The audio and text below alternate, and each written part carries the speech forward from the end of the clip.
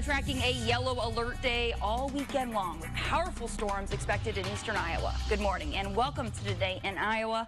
I'm Emily Moss. Breaking news this morning. A suspect is at large and is considered armed and dangerous out of Marshall County. Thank you for joining us this morning. I'm Emily Moss. 29-year-old Ilyas Lasley, seen here in 2 different appearances, is charged with 2 counts of first-degree murder. If you see Lasley or if you know his location, authorities warn do not approach him. Call law enforcement immediately. We're finally here. The new All-In Grocers is filling a desperate need in one of the biggest food deserts on the city's northeast side.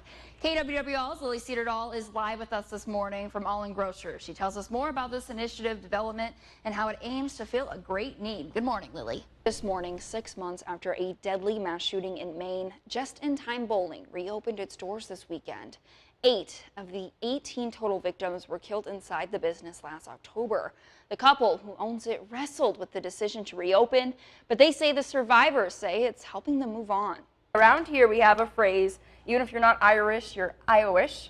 So I now dub you Iowish. That's honorary fair. Iowish. Look, I'm here at this very large outreach event. There are dozens of organizations set up here to just try to help these people. These brochures are just from a few of them. We have housing, dental, medical, just about anything you can think of. These people are here. Just behind me, you can see several tables set up for resources. There's also free haircuts, free backpacks, free toothbrushes, anything that these people may need. All these organizations tell me that they're here to try to start a conversation, figure out what these people need and help them.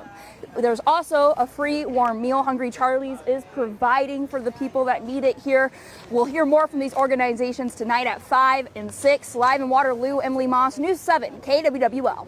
Look, that's right, I'm in Oline on West Charles Street. This area has been blocked off for quite a long time. I'm going to get out of the way here just to show you how many authorities are on a scene. Let's follow this truck because we know exactly where they are going. The power line over here is very obviously down and destroyed. We've got Mid-American and the City of Iowa City vans over there working hard, trying to figure out just how they're going to tackle this. It all starts with the phone call. The phone caller issues a threat or a warning, and it prompts a massive response from local to state and federal agencies to other first responders. But it's not a real threat. It's a swatting call. Our response is our response until we can figure out it's not a true incident. We don't stand down until then.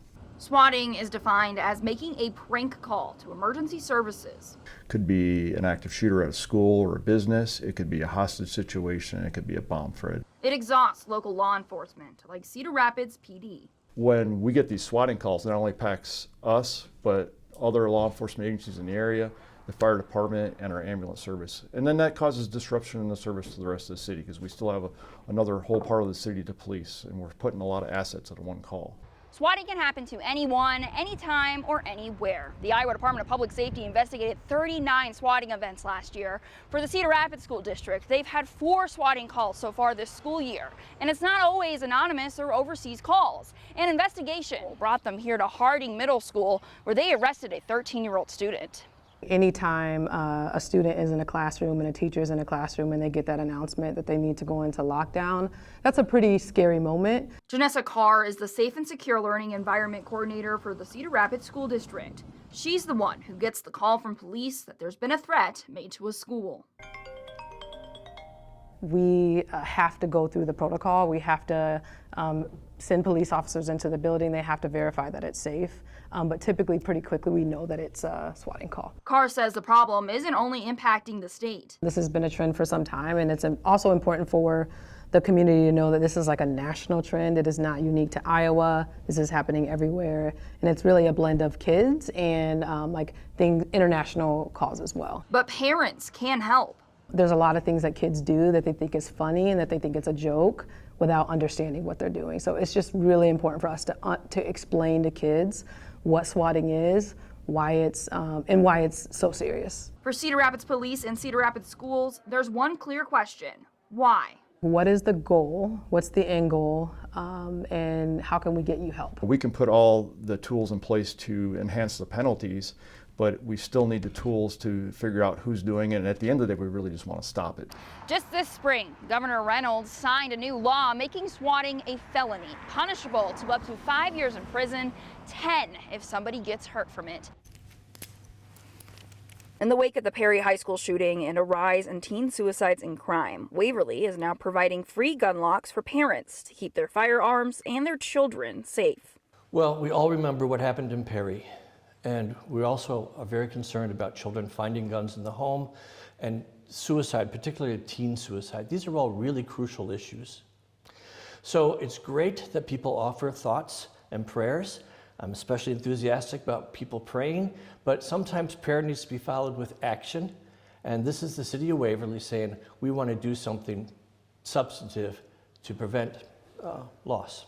The gun lock kits are located at the police department and Waverly Health Center. Patients with kids will be asked at appointments if they need a lock, but anyone can come to the police department and request one. One of the things that we're always, very impressed upon is safety, and what better way than to provide free gun locks to those members of the citizens of Waverly that want free gun locks. Each kit comes with instructions, a lock, and a key. All you have to do is thread this lock through the unloaded firearm and twist. Now, no one can have access to the firearm without this key. Being able to ensure that kids are safe in their homes and in the streets, schools, etc., that's really what it comes down to. For the city, there's no way for sure to know what impact this new project will have. It'll be hard to tell how far this does reach or the impact that it does make. It'll be hard to quantify that data, but we know that it can't hurt. But the message is clear. Safety is key. There's nothing wrong with having a gun, but the gun needs to be secure if you have a child in the house. You're a pretty cool cat. You're a cool cat. Justin and Stephanie Vallant met inside Olwine High School in 2019. Since that day, their story reads like a fairy tale. The principal who was walking me around introduced me and said that I was interviewing for the art position, and he said, so you're my other half. From the same subject. Being in the same content, we do a lot of, we talk a lot about it, There's a lot of communication between what she's doing at the elementary level and what I'm doing at the high school level. To quarantine.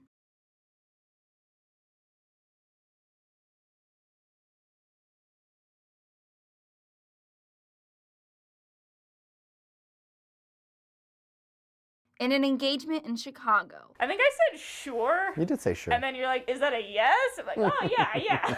Now, their love has grown one more when they welcomed a new baby last December. Just more love, more everything, Yeah. You really think about them first and what they need. These two continue to choose each other first every day, in and outside of the classroom. It's her drive, it's her passion, it's her ability to overcome challenges with, a cutthroat attitude. Like when people say your other half, he is absolutely my other half. There was a lot of emotion attached to that case because it was such a small child. The Cedar County Sheriff's Office has now identified baby Jane Lincoln's parents as Luke Dean Wilson and Samantha Light Hope. Both were just teens when the baby's body was found at a rural Cedar County barn. The parents were 15 and 16 years old at the time. Would have been better if this would have been taken care of back then. But we have to deal with it now. Days after the identification, the baby's community gravesite has fresh flowers. I think it's important. I think there's a lot of people who remember it. It made an impact on them at the time. The Cedar County Sheriff tells me this new information is helping to heal wounds in the community. For me, I think it's important that the little girl has a name. Some people may not think it's that important, but I think that stone needs to have an actual name. But this case's impact will still linger on. Again, it's incredibly sad.